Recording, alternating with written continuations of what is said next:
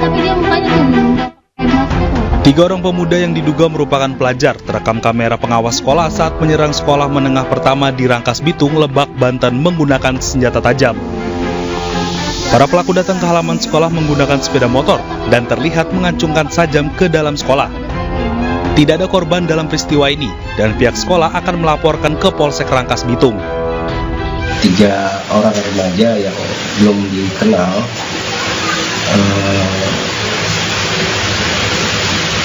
bawa senjata tajam mengancam ke lingkungan kami gitu di halaman depan. Tapi kita sudah lapor ke pihak berwajib, ke kepolisian, Polsek Lebak, Polsek Rangkas Bitung dalam hal ini sorenya, dan bukti fisiknya itu berupa rekaman CCTV. Dari aksi tersebut, para siswa mengaku khawatir dengan keselamatan mereka. Sementara pihak sekolah mengimbau kepada siswa dan siswi agar saat pulang sekolah langsung pulang ke rumah masing-masing. Dari Lebak, Banten, Iskandar Nasution, iNews melaporkan.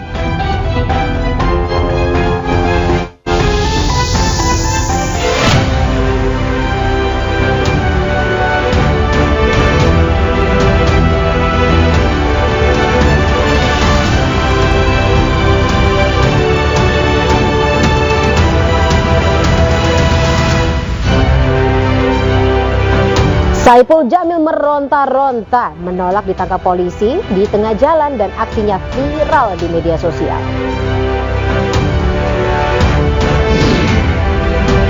Evakuasi tabrakan kereta Turangga dengan komuter lain Bandung Raya berlangsung dramatis.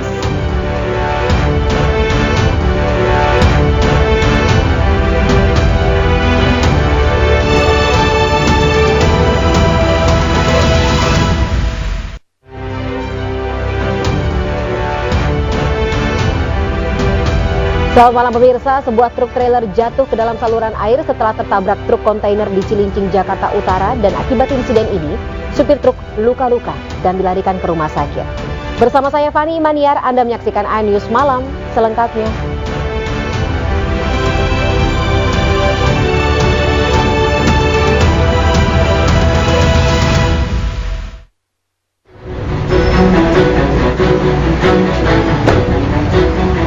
Bagian depan truk nyaris tenggelam ke saluran air setelah tertabrak truk kontainer di Cilincing, Jakarta Utara.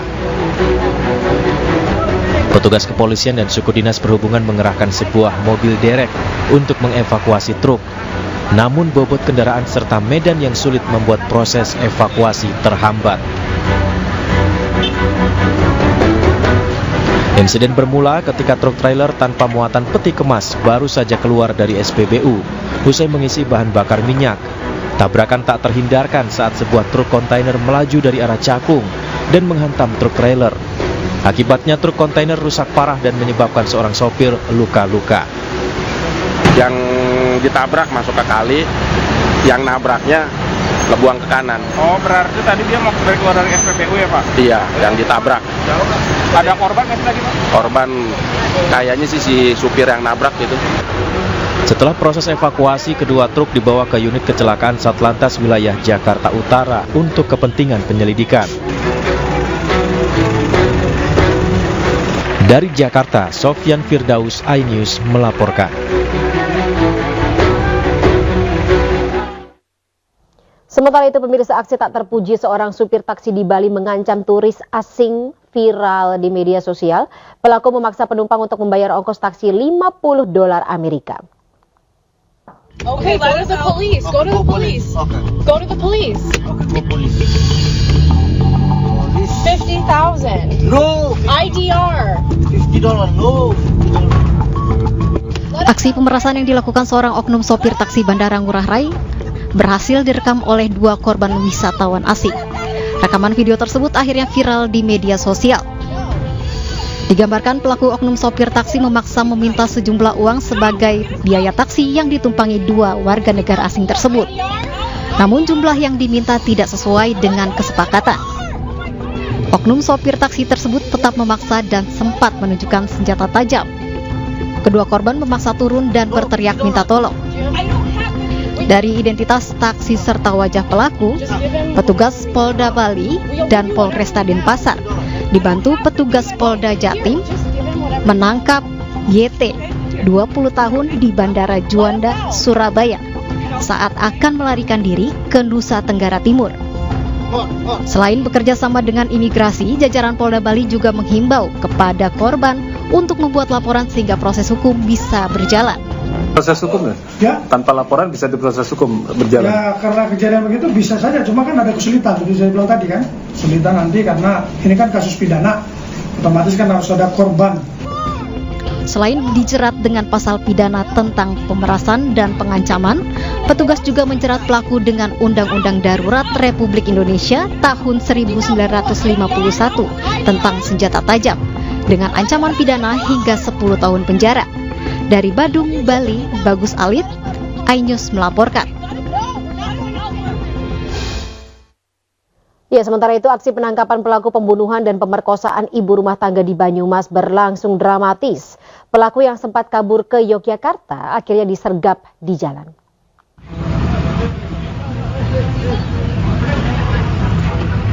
Sahrul Ramadan, pelaku pembunuhan dan pemerkosaan terhadap Tri Iluh Lentari, wanita muda beranak satu, akhirnya ditangkap.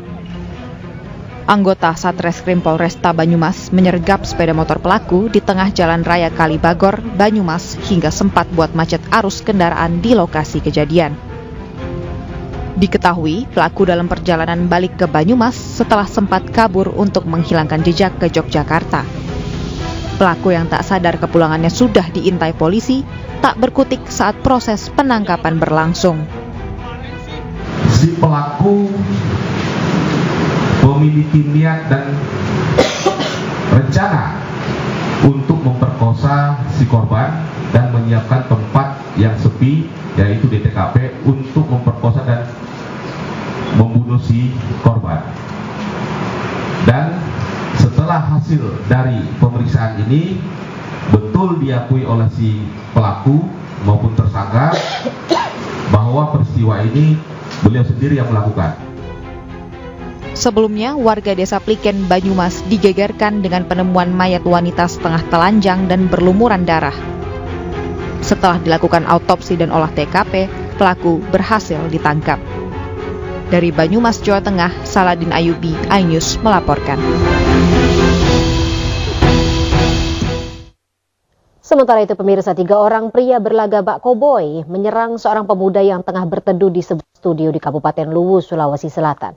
1 dari 3 pria tertangkap CCTV melayangkan senjata tajam ke arah korban. Akibat penyerangan tersebut pun pemilik studio terluka di kepala.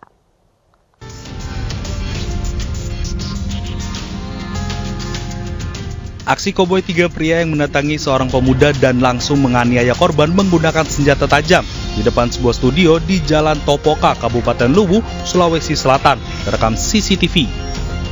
Seorang pria yang berada di lokasi ikut membantu korban melakukan perlawanan. Sayangnya, pria tersebut malah dikejar oleh 2 orang pelaku lain. Pemilik dan pengunjung studio yang melihat kejadian itu berusaha memisahkan, namun mereka mendapat perlawanan. Beruntung senjata tajam yang diarahkan tidak tepat sasaran. Meski begitu, pemilik studio terluka di bagian kepala akibat benturan. Setelah melakukan penyerangan, ketiga pelaku tersebut langsung kabur dengan sepeda motor sambil mengacungkan senjata tajam di tangannya. Meski sudah viral, namun belum ada keterangan resmi polisi mengenai penyebab penyerangan itu. Polisi diminta untuk mengusut dan menangkap para pelaku karena dikhawatirkan dapat menimbulkan korban, mengingat para pelaku tak segan menggunakan senjata tajam saat melakukan penyerangan. Dari Kabupaten Luwu, Sulawesi Selatan, Nasruddin Rubak, iNews melaporkan.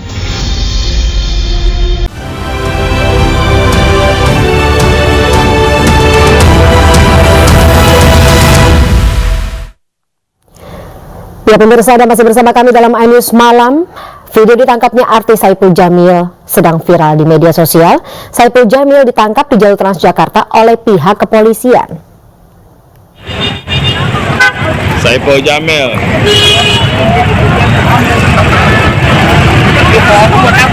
Dalam video ini, Saipul Jamil terlihat duduk di jalur Transjakarta dan menolak untuk dibawa petugas.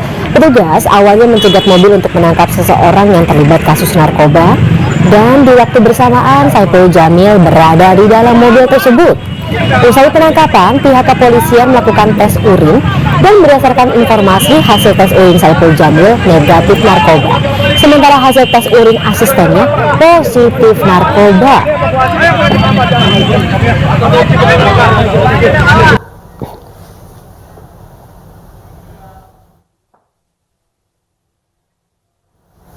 Sementara itu, aktor lawas era 90-an Ibra Azhari kembali terjerat kasus narkoba. Adik kandung aktris Ayu Azhari ini ditangkap polisi atas kepemilikan narkotika jenis sabu.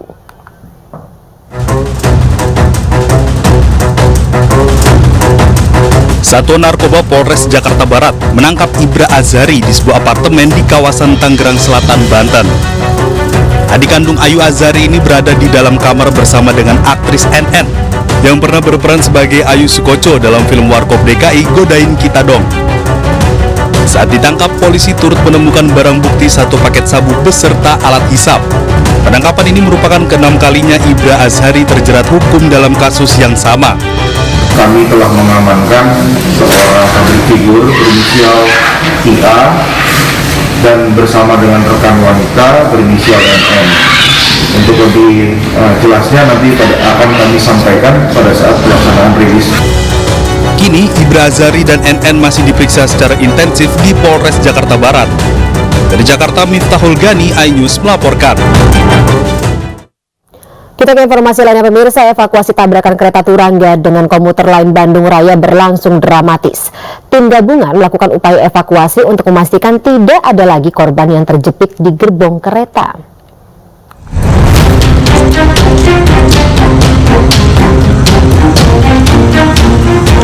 Peristiwa kecelakaan kereta api Turangga dan komuter lain Bandung Raya di Cicalengka, Kabupaten Bandung, Jawa Barat hari ini dalam tahapan evakuasi. Tim evakuasi gabungan dari berbagai instansi, baik TNI Polri, Basarnas, hingga pemadam kebakaran, berupaya mengevakuasi korban yang terjebak di dalam gerbong kereta. Proses evakuasi menggunakan alat berat dari stasiun Bandung karena beberapa gerbong kereta alami kerusakan parah, miring, hingga terbalik ke sawah. Tim gabungan melakukan 2 teknik upaya evakuasi, yakni pengangkatan atau penarikan gerbong yang rusak dan upaya pemotongan sebagian badan gerbong. Sementara itu, juru bicara Kementerian Perhubungan menyampaikan bela sungkawa kepada para korban, serta meminta maaf atas terjadinya kecelakaan KA Turangga dan KA Lokal Bandung Raya ini.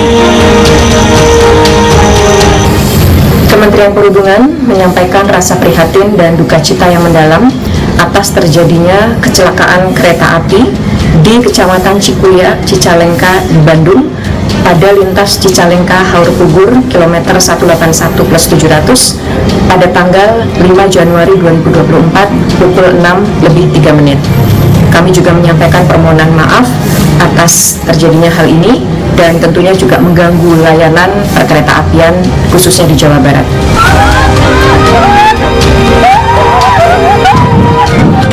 Sebelumnya terjadi kecelakaan kereta api Turangga dan komuter lain Bandung Raya di Cicalengka, Kabupaten Bandung, Jawa Barat. Saat kecelakaan terjadi, para penumpang panik dan berhamburan keluar dari gerbong kereta. Asap serta kerusakan berat yang terjadi pada kedua kereta membuat warga panik. 4 orang tewas akibat kecelakaan ini. Seluruh korban langsung dievakuasi ke RSUD Cicalengka. Tim Liputan iNews melaporkan.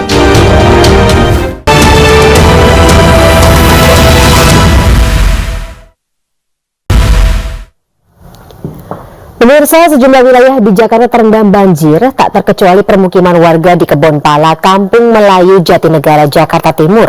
Sedikitnya 100 rumah warga terendam banjir akibat luapan air Kali Ciliwung pada Jumat pagi.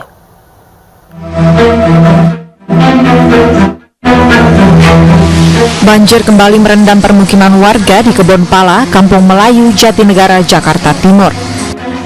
Sejumlah warga yang hendak beraktivitas terpaksa harus menerjang ketinggian banjir yang mencapai 75 cm.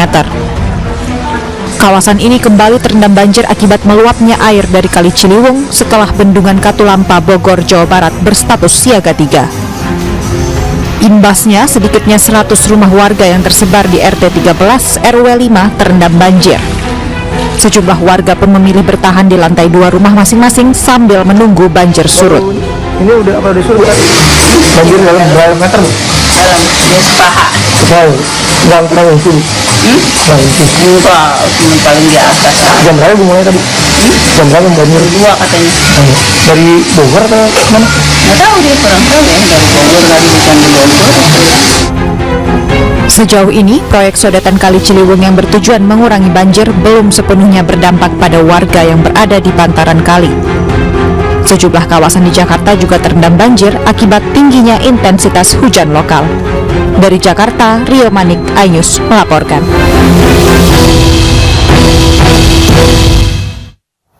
Pemirsa, ratusan rumah di Desa Nangga Tepuai, Kecamatan Hulu Gurung, Kabupaten Kapuas Hulu terendam banjir. Sementara intensitas hujan yang tinggi juga mengakibatkan 5 kabupaten kota di Riau dilanda banjir.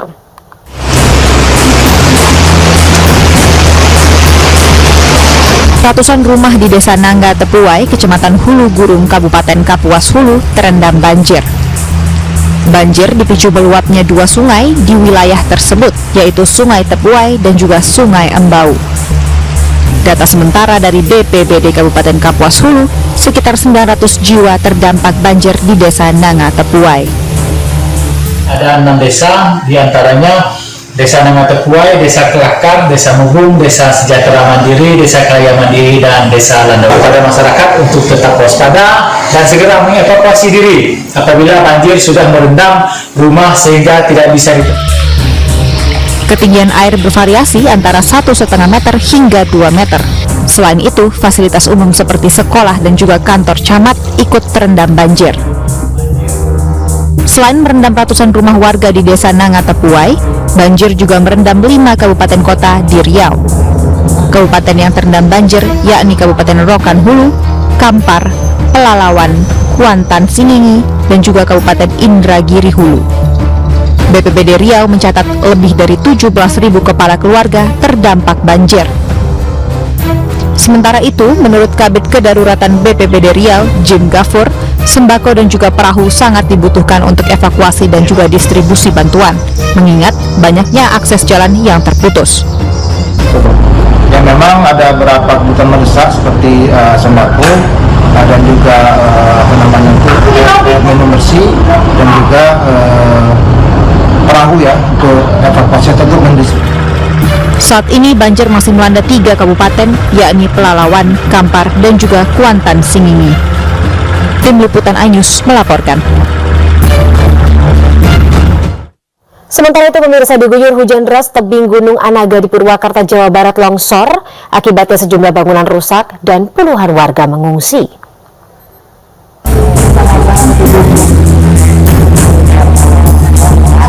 Hujan deras yang terjadi pada Kamis sore kemarin mengakibatkan tebing Gunung Anaga setinggi 50 meter di Kampung Pamayanan, Desa Sukamulya, Tegalwaru, Purwakarta, longsor. 3 rumah warga dan 1 masjid yang ada di bawah tebing rusak berat tertimpa longsor. Dan hingga Jumat pagi, material longsor pun masih menimbun 4 bangunan tersebut. Diketahui sebelum longsor terjadi, warga mendengar suara dentuman keras seperti suara petir.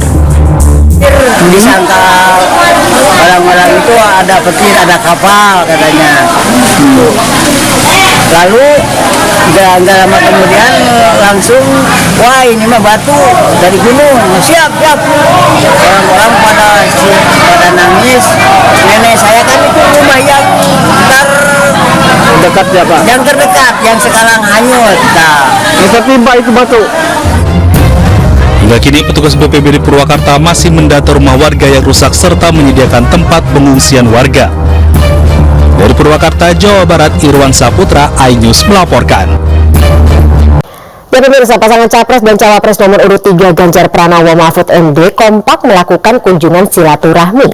Ganjar bertemu dengan ribuan relawan di Blora, Jawa Tengah, sedangkan Mahfud menghadiri syukuran awal tahun Persekutuan Gereja Indonesia di Geraha Eikumene, Jakarta Pusat.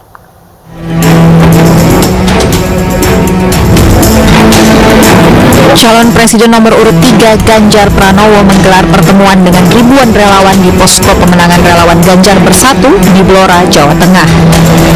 Kedatangan Ganjar disambut antusias relawan dengan teriakan Ganjar Presiden 2024. Di hadapan ribuan relawan, Ganjar mengingatkan agar relawan tetap kompak dan terus menyampaikan program-program Ganjar Mahfud kepada masyarakat. Ganjar juga mengingatkan agar para relawan taat aturan agar kejadian penganiayaan relawan di Kabupaten Boyolali tidak terulang.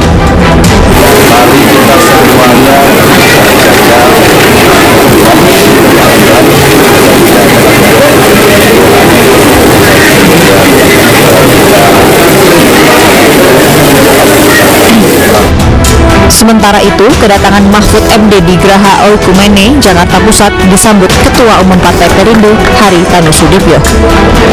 Calon Wakil Presiden yang diusung Partai Perindo ini menyebut kunjungannya merupakan sebuah bentuk silaturahim dalam rangka Natal dan Tahun Baru yang sudah berjalan dengan aman dan juga baik. Saling menghargai, saling menghormati di antara kita harus diperkuat secara terus-menerus.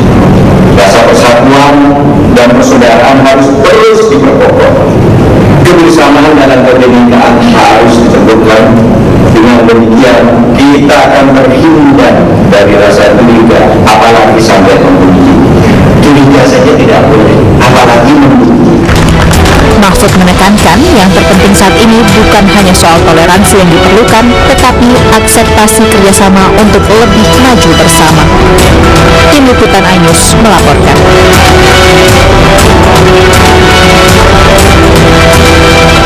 11 nama yang akan menjadi panelis untuk debat Capres 7 Januari 2024 juga telah diumumkan pemirsa. Para panelis debat Capres ini akan merumuskan pertanyaan untuk ketiga Capres, yakni Anies Baswedan, Prabowo Subianto, dan juga Ganjar Pranowo.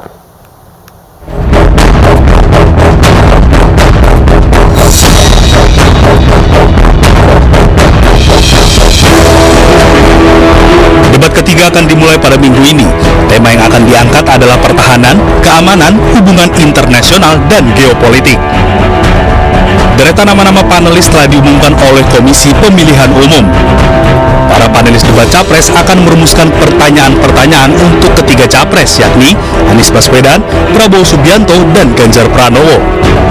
Mereka diantaranya adalah Angel Damayanti, Guru Besar Bidang Keamanan Internasional Visipol Universitas Kristen Indonesia; Puri Maharani Safitri, Dosen Hubungan Internasional, Ahli Kajian Pertahanan dan Ahli Teknologi Universitas BINUS; Evi Fitriani, Guru Besar Ilmu Hubungan Internasional Universitas Indonesia; Hikmah Hanto Juwana, Guru Besar Hukum Internasional Universitas Indonesia dan Rektor Universitas Jenderal Ahmad Yani; Imade Andi Arsana, Ahli Aspek Geospasial Hukum Laut Universitas Gajah Mada; Ian Montratama, Dosen Program Studi Hubungan Internasional, Ahli Keamanan dan Pertahanan Universitas Pertamina; Iren Hiraswari Gayatri, Peneliti Pusat Riset Politik Badan Riset dan Inovasi Nasional; Philips J. Vermont, Dekan Fakultas Ilmu Sosial Universitas Islam Internasional Indonesia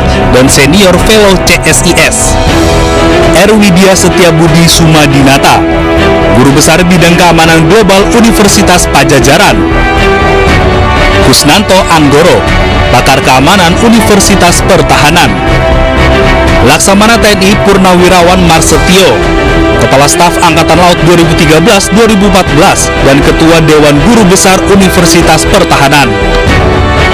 Dua nama terakhir menjadi sorotan karena berasal dari Unhan yang di bawah koordinasi Kementerian Pertahanan yang saat ini dipimpin Prabowo Subianto yang juga Capres nomor urut 2. Nama panelis ini kini telah disepakati oleh masing-masing tim pasangan calon Capres-Cawapres.